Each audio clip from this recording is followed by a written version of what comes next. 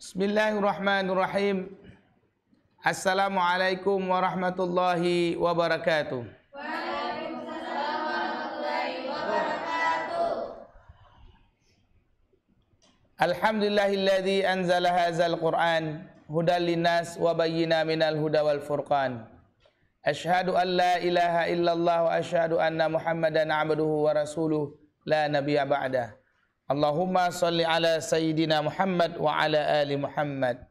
Para pecinta, sahabat, serta pelopor Al-Quran yang dimuliakan Allah Subhanahu wa Ta'ala. Pagi yang berbahagia ini kita akan kembali dalam acara Morning Quran Motivation. Mengambil motivasi setiap pagi dari Al-Quranul Karim.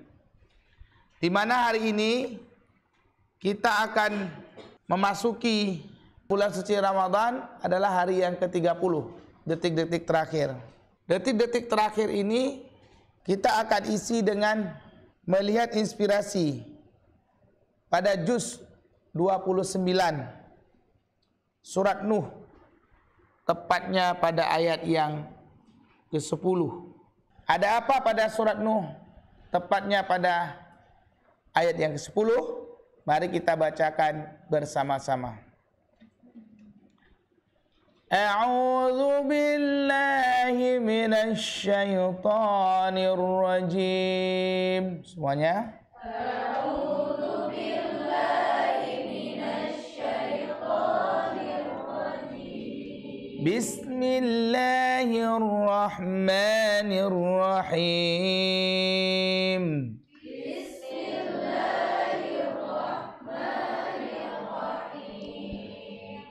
فَقُلْتُ اسْتَغْفِرُوا رَبَّكُمْ إِنَّهُ كَانَ غَفَّارًا.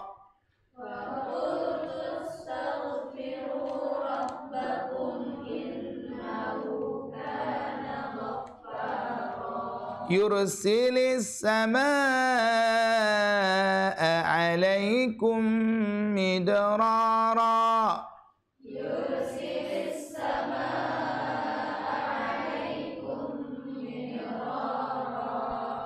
وَيُمْدِدْكُمْ بِأَمْوَالٍ وَبَنِينَ وَيَجْعَلْ لَكُمْ جَنَّاتٍ وَيَجْعَلْ لَكُمْ أَنْهَارًا.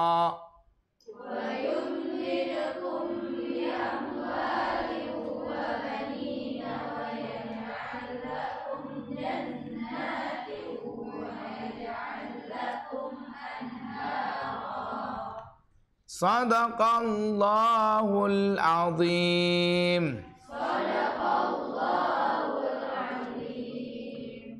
Aku berlindung kepada Allah dari godaan syaitan yang terkutuk dengan menyebut nama Allah yang Maha Pengasih lagi Maha Penyayang. Pada ayat yang ke-10 ini dalam surat Nuh, tepatnya pada juz 29, faqultu, lalu aku berkata, astaghfiru, kalian minta ampunlah Rabbakum kepada Tuhan kalian, innahu, sungguh dia, kana, dia adalah Ghaffara, Maha Pengampun. Pagi ini kita akan masuki tema dengan judul Rahasia Kehebatan Istighfar. Maka kata Allah tadi, aku katakan kepada mereka, mohonlah ampun kepada Tuhanmu, sesungguhnya dia adalah Maha Pengampun. Ghaffara.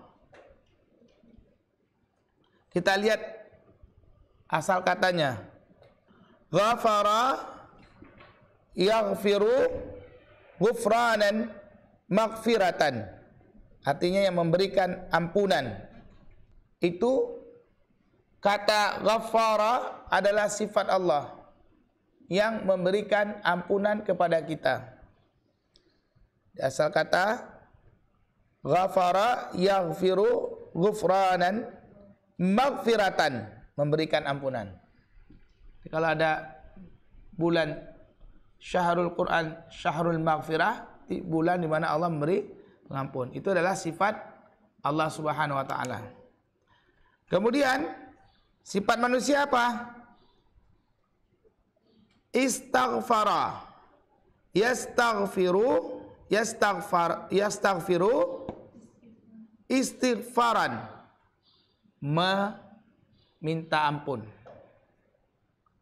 Jadi kalau kita definisikan, istighfar adalah meminta ampun. Ghaffara, yang memberi ampunan.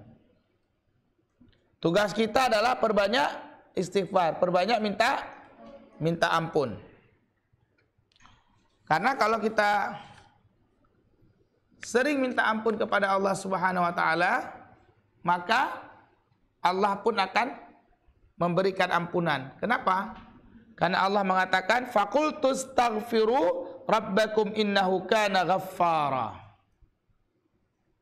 Jadi kita ini melatih setiap hari untuk meminta ampun pada Allah. Maka kalimatnya itu astagfirullah, astagfirullah, astagfirullah, astagfirullah, astagfirullah, astagfirullah. Apalagi kita yang berada di penghujung Ramadan ini, terus minta ampun. Dan Allah mengatakan dalam firman-Nya surat Nuh ayat 10 tadi apa? Faqultustaghfiru rabbakum innahu kana ghaffara.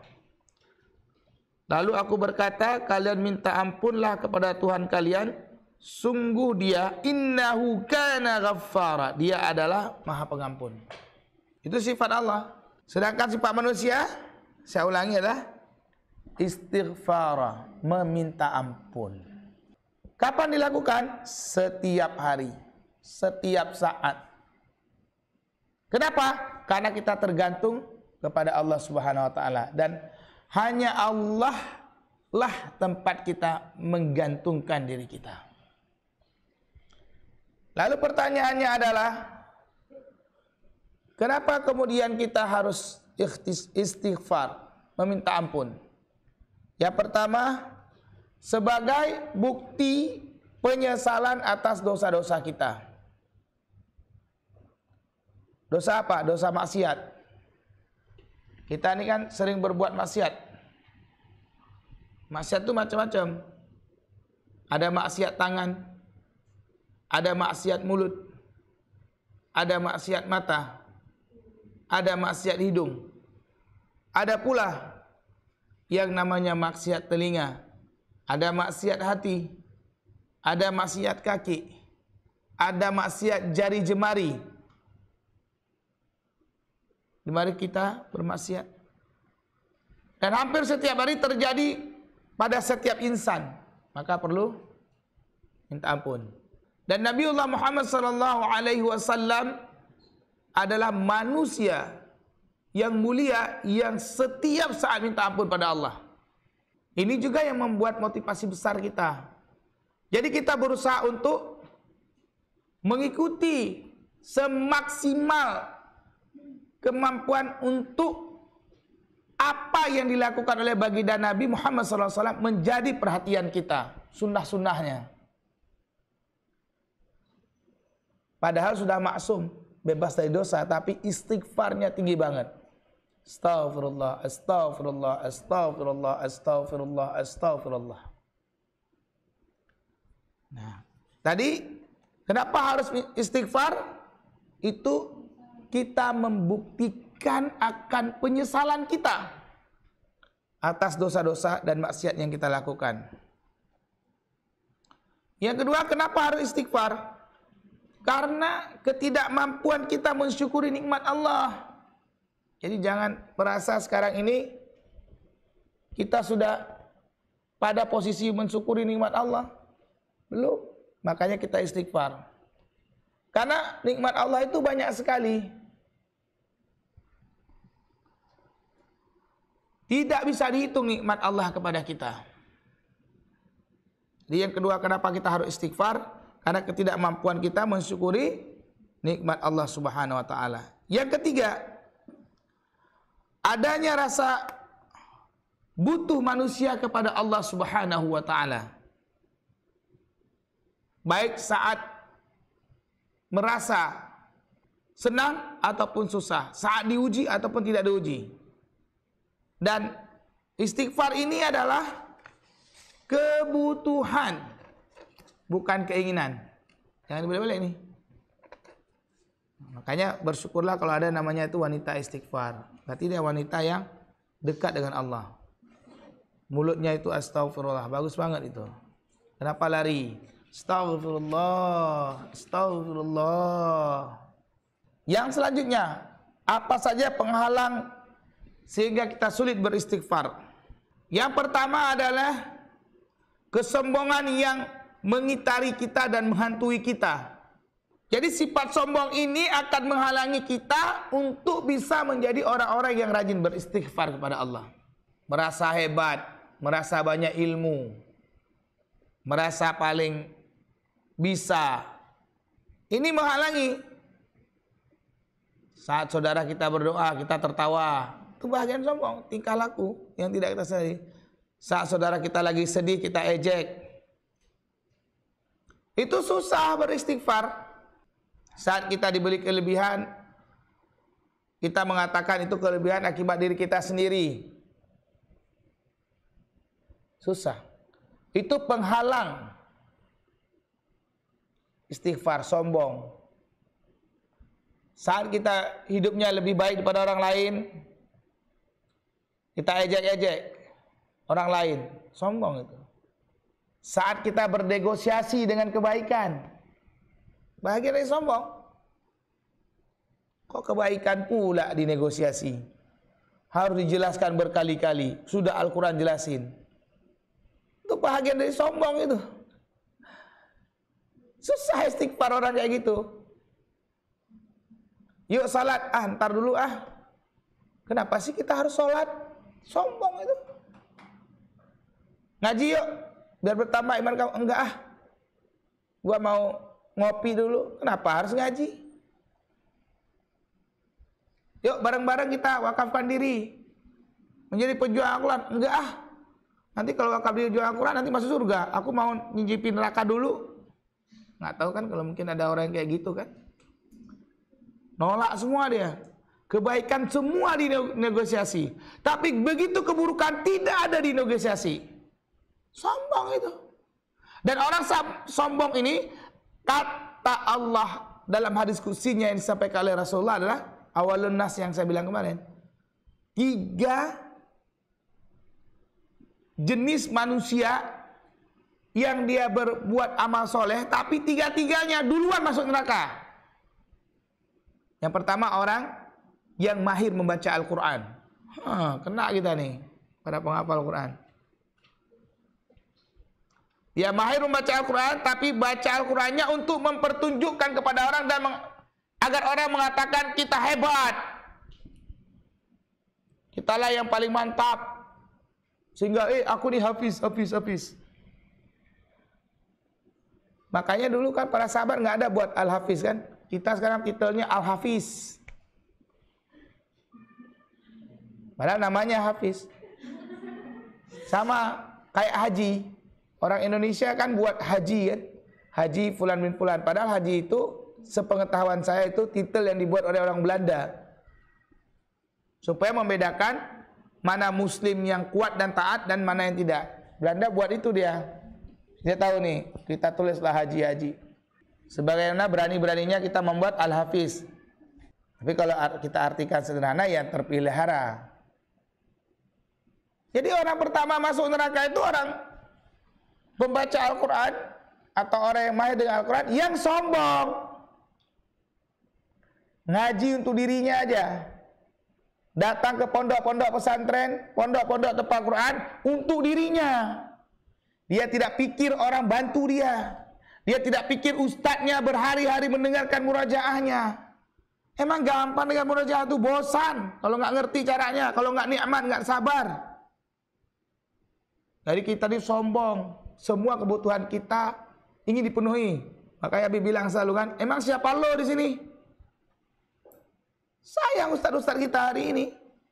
Dia sabar untuk kita, tapi kita tuh sombong. Diajak berdakwah tak mau. Diajak menolong saudaranya memberantas huruf Al-Quran nggak mau. Diajak turun ke lapangan untuk tolong Masyarakat yang sedang kena COVID-19 nggak mau, diajak totalitas sama Al-Quran nggak mau, itu sombong. Susah istighfarnya. Maka ayatnya pun susah masuk. Jadi ayat Allah ini kayak bercinta juga kita. Kalau kita cintanya nggak jelas, ayat itu nggak jelas juga masuk ke otak kita. Jadi semakin Anda sombong, semakin Anda tidak bisa bertemu dengan Allah Subhanahu wa taala. Coba ini jadi evaluasi bagi kita. Diberi Al-Quran, di rumah-rumah dikirimin Al-Quran, nggak dibaca, itu bagian sombong. Ketika dia berada di tempat majelis Al-Quran, ketika kita berada di majelis Al-Quran, ketika orang tua menaruhkan anaknya di tempat penghafal Al-Quran, lalu dia takut bahwa anaknya akan lapar, tidak akan punya apa-apa, itu bahagian dari sombong juga. Apalagi kita hari ini yang ada di tempat pusat tahfidzul Quran berkarakter ini. Masih bernego-nego dengan kebaikan, masih mempertanyakan orang. Kenapa kita tidak mempertanyakan diri kita? Emang sehebat apa kita? Awalun nas. Dihadapkan ke depan Allah. Wahai pembaca Al-Quran, dia bilang, aku baca Quran kok, karena tanda aku sayang padamu. Kata Allah, kadzabta, kamu itu bohong. Enggak, kamu itu supaya dikenal. Kamu itu supaya dikenal, lalu merasa naik derajatnya, sehingga kamu dipandang. Bukan karena aku, karena duniamu itu. Masukkan neraka. Allah Maha Kuasa. Yang kedua siapa? Yang dermawan, tapi dianggap sebagai orang kaya. Biar aku nih dermawan nih, banyak uang nih, kalau nggak aku bantu semua dunia ini nggak beres. Kata beta, enggak, kamu nggak beramal soleh kepadaku, itu kamu beramal untuk dirimu. Sombong kamu, masuk neraka. Mereka dulu dieksekusi. Yang ketiga siapa? Yang merasa berjihad di jalan Allah. Enggak, kamu jihad itu biar ditulis pahlawan, ditempelin pahlawan, masuk neraka. Hati-hati dengan amal kebaikan kita. Makanya perlu ada istighfar. Karena istighfar ini akan membakar semua dosa-dosa kita dan akan membakar semua kesombongan kita. Nih, bagi setiap kita, terutama Sri Kandi yang masih bernegosiasi dengan kebaikan, segera berhijrah. Kalau nggak ada akan ditinggalkan oleh kebaikan itu. Bagi kita nih yang pecinta Al-Quran, sahabat dan pelopor yang masih bernegosiasi dengan hidayah Allah, segera tinggalkan. Tidak perlu negosiasi dengan hidayah Allah, jalani hidayah Allah itu. Jadi kita punya keyakinan. Yang kedua adalah penghalang istighfar itu adalah hasad. Jadi hasad itu penyakit yang berkolaborasi dengan dengki dan campur sombong ini. Ini sangat berbahaya, akan menghalangi seseorang untuk bisa istighfar kepada Allah Subhanahu wa taala. Hasad. Gak bisa lihat orang lain senang, gak bisa lihat orang senang, ada aja hasad. Emang apa sih kamu kelebihannya kalau membaca Quran? Kenapa harus baca Quran? Enak baca Quran, baca novel. Hasad dipengaruhinya orang lain. Ngapain ngapal Quran? Ngapain masuk tempat-tempat Al-Quran? Keluar aja. Ntar juga di rumah bisa ngaji, ntar juga di rumah kita bisa ngapal Quran. Siapa bilang? Coba Anda rasakan. Ini hasad, ini penyakit hasad ini. Ini penghalang istighfar. Bunda-bundaku yang mulia karena Allah Subhanahu wa taala. Nggak boleh hasad. Buang hasad tuh, buang, ambil hasad itu, bungkus dalam plastik kresek, lalu bawa, masukkan ke dalam mobil, bawa di jalan tol dengan kecepatan 178 km per jam, lalu berhentikan, lalu lihat ada tong sampah, lalu bakar, lalu debunya lempar ke laut. Itu yang namanya si hasad ini. Karena dia menghalangi kita, nggak bisa kita beristighfar. Astaghfirullah, gitu-gitu dia, nggak bisa terima dia. Kenapa aku harus istighfar? Emang aku banyak dosa? Aku ini udah alim loh. Aku di rumah ngaji tiap hari. Untuk apa istighfar? Gak perlu. Ah, itu dia tuh. Tuh. Dia memang masih buat maksiat, korupsi. Aku udah tiap hari dengan Quran, nggak butuh istighfar itu. Itu dia. Kamu tahu nggak, Bu? Bunda tahu nggak, Bunda? Kalau Bunda itu dari mana uangnya semuanya? Pura-pura aja jadi ustazah. Kasar itu. Masjid pura-pura alim, isinya semua korupsi. Kasar itu. Nggak suka. Susah istighfar nih. Terhalangi. Samalah seperti santri serta ini. Tuh Habib itu, apalagi tuh Habib. Setan semua itu. Yang menggonggong dalam diri kita. Suruh-suruh kita totalitas sama Al-Quran. Ntar juga kita nanti akan mati itu sama Al-Quran tuh. Emang bener tuh. Jangan-jangan ini sesat ini. Syaitan berputar dalam diri kita. Udah lihat orang tahajud, udah lihat orang sholat, udah lihat orang berbuat baik. Yang jelek sedikit itu yang diangkat-angkat terus. Itu namanya hasad. Kesalahan orang sebesar biji atom itu bagaikan segede gajah. Susah itu. Kalau udah hasad bahaya, penghalang istighfar. Yang selanjutnya dengki. Ini sama nih. Ini penyakit-penyakit hati yang harus kita buang. Dengki itu penyakit hati yang harus kita buang tuh. Kita ambil dia di dalam tubuh kita itu. Kita cuci dia dengan istighfar. Gimana caranya? Buang ini dengki ini. Dengki adalah kumpulan iri yang menggelora. Itu dengki. Udah iri dan dia menggelora. Udah iri, menggelora dan membakar. Itu dengki. Harus dibuang itu. Bagaimana caranya? Cuci dengan istighfar. Cuci dengan rendah hati. Cuci dengan tidak sombong. Cuci dengan sedekah. Makanya Bapak Ibu, sahabat muda, pecinta Al-Quran, ini hari-hari detik terakhir Ramadan, perbanyak sedekah karena pahalanya beda banget. Keluarkan semua, transfer rekening Anda hari ini kepada kebaikan. Datangi rumah-rumah Quran, transfer rekening.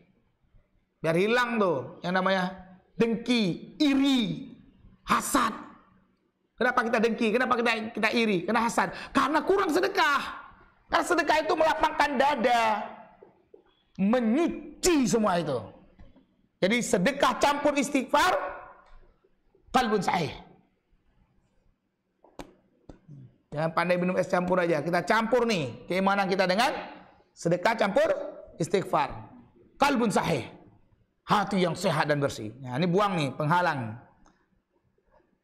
Yang keempat adalah iri. Sama lah nih. Iri, dengki, hasad, sombong. Ini satu suku nih. Satu family dalam belajar biologi. Buang. Buang sebuang-buangnya. Karena penyakit hati ini adalah penghalang kita untuk bisa istighfar. Susah kita ketemu Allah. Lalu, apa saja rahasia kehebatan dari istighfar? Kalau kita lihat dari surat Nuh ayat 10, Allah mengatakan, "Faqultu astaghfiru rabbakum innahu kana ghaffara." Coba lihat, lalu aku berkata, kalian minta ampunlah kepada Tuhan kalian, innahu kana ghaffara. Sesungguhnya Dia adalah Maha Pengampun. Minta saudaraku, minta bunda-bundaku, minta bapak-bapakku, minta wahai pemuda istighfar yang banyak. Sehingga kita disebut PIS, pemuda istighfar sejati. Itu cepat dapat jodohnya tuh. Oleh yang perempuan, WIS, wanita istighfar sejati. Masya Allah. PISWIS ya. PISWIS yang dimuliakan Allah, ya kan? Pemuda istighfar sejati dan wanita istighfar sejati. Itu. Apa rahasia kehebatan istighfar itu? Yang pertama, menjemput ampunan. Jadi kita rayu Allah. Ya Allah, Allahumma ighfir lana dzunubana wa liwalidayna warhamhuma kama rabbayana shaghira. Istighfar. Subhanallah. Nah, kalau sambungnya apa? Walhamdulillah wa la ilaha illallah Allahu akbar. Astaghfirullah Rabbal. Nah, yang di rumah juga semuanya. Astaghfirullah. Masya Allah. Ini namanya kegiatan yang dilakukan oleh si PIS itu tadi. Pemuda istighfar sejati. Nah, jadi kalau pemuda istighfar sejati gitu dia. Astaghfirullah. Ketika dia sombong dia Astaghfirullah Rabbal baraya. Astaghfirullah minal khataya. Istighfar ya. Wanita sejati, wanita istighfar sejati. Para wis-wis ini. Jadi kalau kita rajin istighfar, maka pengampunan itu datang, dijemput dia. Yang kedua adalah orang yang rajin istighfar itu akan terbebas dari kesulitan dan melimpahnya rezeki. Apalagi nih mau menghadapi Syawal. Perbanyak istighfar. Barang siapa beristighfar secara rutin, pasti Allah memberinya jalan keluar dalam kesempitan dan memberi rezeki yang terhingga padanya. Hadis riwayat Abu Dawud. Nah, yang ketiga, menambah kekuatan. Karena kalau kita rajin istighfar, semangat kita naik, motivasi kita muncul, inspirasi kita muncul. Apa yang terjadi? Lahirnya jiwa-jiwa yang optimis. Kalau dia pemuda namanya PSS. Pemuda selalu optimis setiap hari. Jadi dia akan menambah kekuatan kita. Kalau kalian udah malas, banyak-banyak istighfar. Yang keempat, Allah menyegerakan menambah yang namanya kenikmatan kepada orang itu. Allah berfirman dalam surat Hud yang artinya ayat 3, dan hendaklah kamu meminta ampun kepada Tuhanmu dan bertaubat kepadanya. Jika kamu mengerjakan yang demikian, niscaya Dia akan memberi kenikmatan yang baik terus-menerus kepadamu sampai kepada waktu yang telah ditentukan, dan Dia akan memberikan pada tiap-tiap orang yang mempunyai keutamaan balasan. Keutamaannya, jika kamu berpaling, maka sesungguhnya aku takut kamu akan ditimpa siksa di hari kiamat. Jadi ditambahkan nikmatnya oleh Allah. Tuh dahsyatnya istighfar. Yang kelima adalah segera mendapatkan pertolongan Allah Subhanahu wa taala. Allah berfirman dalam surah An-Naml ayat 46. Dia berkata, "Hai kaumku, mengapa kamu minta disegerakan keburukan sebelum kamu minta kebaikan? Hendaklah kamu meminta ampun kepada Allah agar kamu mendapat rahmat." Jadi perbanyak ampunan. Minta ampun, istighfar. Segera pertolongan Allah itu akan hadir. Maka tidak ada lagi kesedihan. Dan yang keenam, terhindar dari azab Allah. Dan Allah sesekali tidak akan mengazab mereka sedang kamu berada di antara mereka, dan tidak pula Allah akan mengazab mereka sedang mereka meminta ampun. Al-Anfal ayat 33.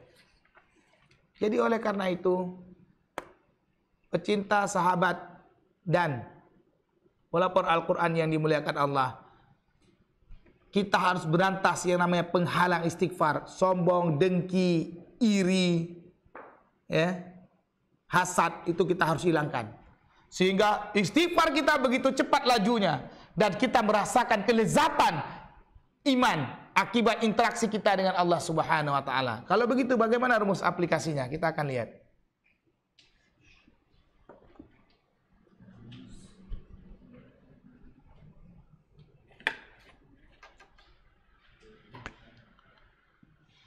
Istighfar itu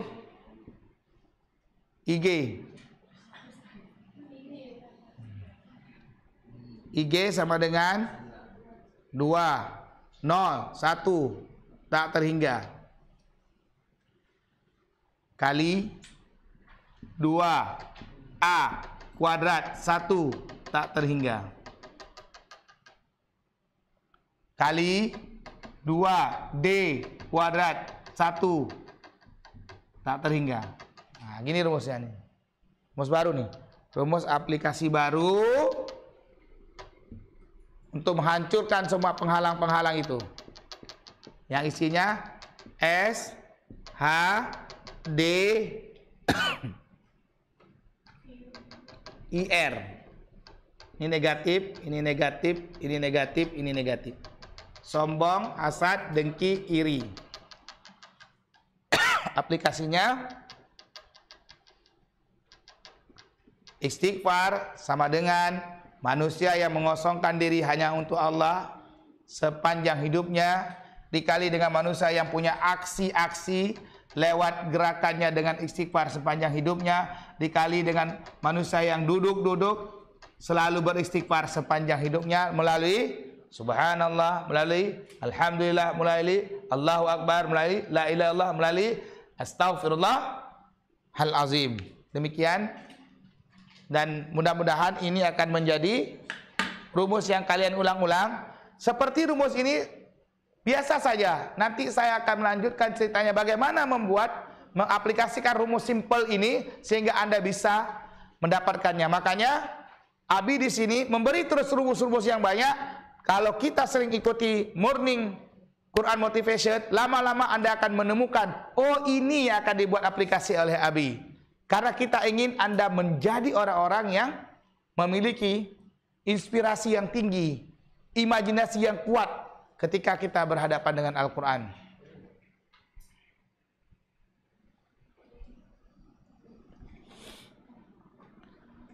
Kesimpulan dari pelajaran hari ini adalah orang-orang yang hebat di mata Allah adalah orang-orang yang selalu meminta ampun akan kesalahannya. Orang-orang yang sangat dicintai oleh Allah adalah orang yang mengakui kelemahannya, mengakui dosanya, lalu dia sesegera mungkin kemudian dia minta ampun kepada Allah. Dan orang-orang yang sangat dirindukan oleh Allah adalah mereka yang menghabiskan waktunya dengan menghancurkan kesombongan, hasad, iri, dengki di dalam dirinya, lalu dia membersihkan dirinya dengan istighfar sepanjang hidupnya. Wallahu a'lam bishawab. Kebenaran dari Allah Subhanahu wa taala. Kesalahan itu dari saya hamba yang dhaif. Maha benar Allah dengan segala firman-Nya. Subhanakallahumma wa bihamdika asyhadu an la ilaha illa anta astaghfiruka wa atubu ilaika. Wassalamualaikum warahmatullahi wabarakatuh.